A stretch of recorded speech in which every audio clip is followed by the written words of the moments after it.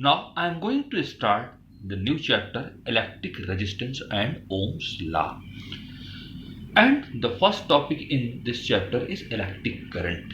And I hope maybe all of you have already studied in the class 10th about this electric current. The electric current is measured by the rate of flow of charge.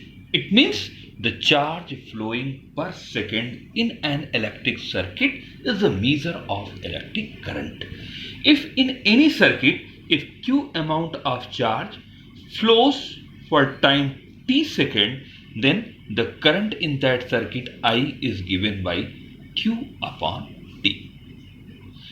And the SI unit of electric current, the SI unit of electric current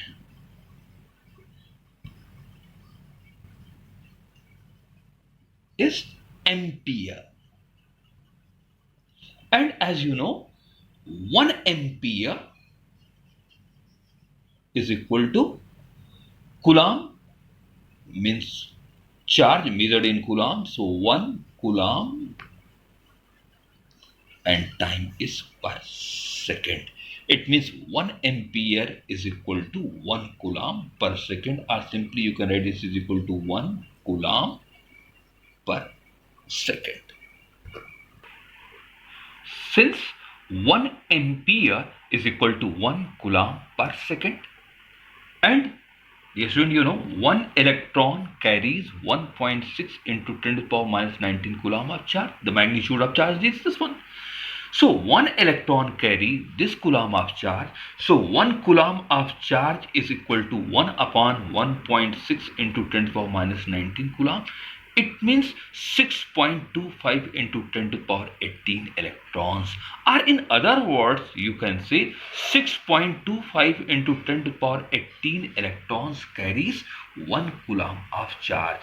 So at place of this 1 Coulomb of charge, in terms of number of electrons, also we can write 1 ampere is equal to 6.25 into 10 to the power 18 electrons and per second. This is equal to 1 ampere, or simply you can say 1 ampere is equal to 1 Coulomb per second.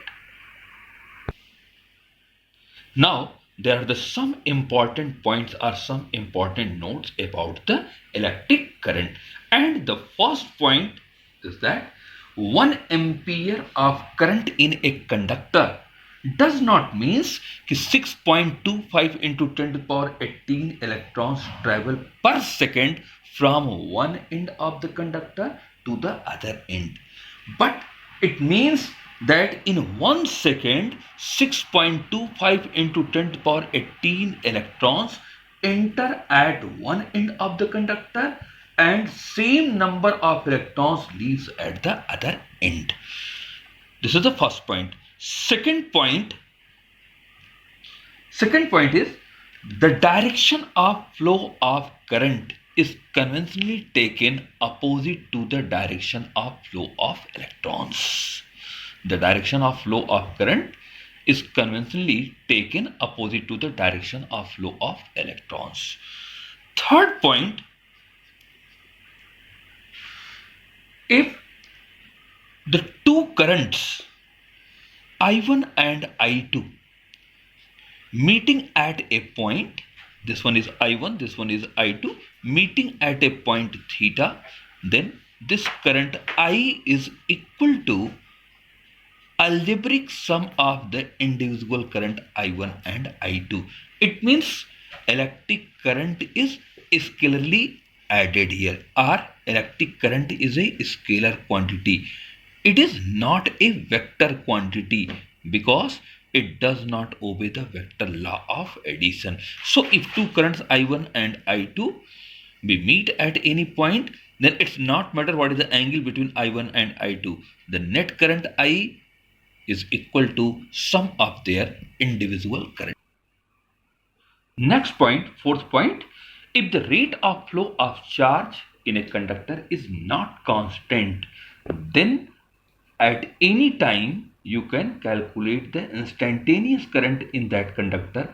I is equal to dq upon dt. But here this I gives the instantaneous value of the current, at that time. Next point V is, as you know, current is assumed to be a fundamental quantity in physics.